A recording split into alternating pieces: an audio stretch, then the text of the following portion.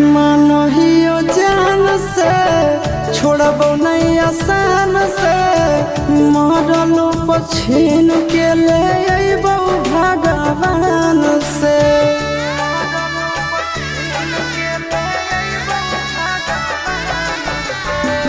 मानहियो जान से छोड़बो नहीं आसान से मरलो पछीन के ले अइबो भगवान से।